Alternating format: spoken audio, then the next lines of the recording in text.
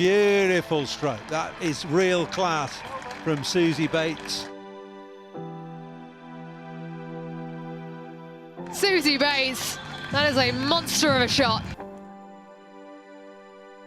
When I debuted when I was 18, I was a little bit overawed by the whole experience and didn't know how long it would last. And to be sitting here more than 10 years later and where the game's come, you sort of can't really believe where it's at, and I never would have thought it would have been a career for me. So by the time I finish, it'll be unrecognisable as well, and it's moving so fast that it's really just exciting to be a part of, and you want to keep performing so you can keep playing at the top level.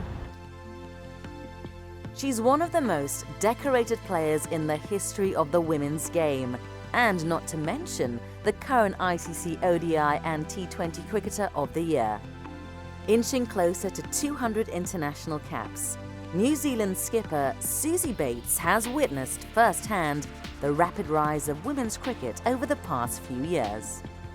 The global spectacle that was this year's ICC Women's World Cup was a landmark tournament, and despite the heartbreak of not making the semi-finals, for Bates, these are certainly good times to be a women's cricketer.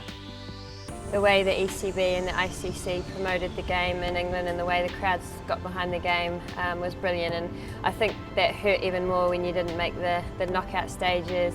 Tough to watch the final at Lords when it was just an awesome spectacle for women's cricket, but when you'd been in the tournament you sort of were itching to be out there in front of that crowd on Lords. But it was nice to see England win a World Cup at home and probably get England people behind women's cricket even more with the Super League off the back of that as well. It's been a really nice time to be involved in the game over here, and once the World Cup was over it was nice to come out and play for the Vipers and get back into some cricket. It all begins again in October. Our journey starts now.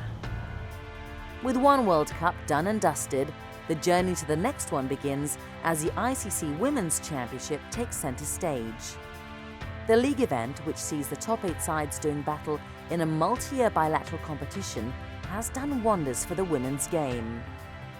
When I first started playing, we literally only played against Australia and England, so outside of World Cups, those were who we were matched up against. Last year, for the first time, we toured and played a series against South Africa, and I think if you look at the teams like South Africa, they've really benefited from this ICC Championship and been able to play a lot more cricket, have their players exposed globally to be picked up in these competitions, and I think we've just brought the teams closer together and been able to improve the top 8 teams by playing more cricket.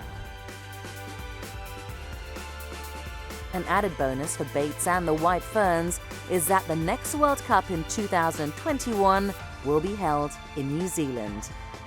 It could well be her swan song, and rest assured she would want nothing more than to lead her country to glory on home soil. Just hoping the body can hold on for a little bit longer. Look, the last time we held the World Cup was in 2000, and that's the only World Cup a New Zealand side's won. And when I was growing up, I remember seeing that game on TV, and I was pretty young, and that was the first time I'd seen women's cricket on TV. And I think for me, seeing how England went about it and the way they're inspiring young girls, it makes it really exciting that we have that opportunity in 4 years' time to do the same thing and put women's cricket on the map in New Zealand even more. And look, we've got a really good group of players, so I'm hoping that with 4 years we can really put our foot forward and compete and at least make the semis then.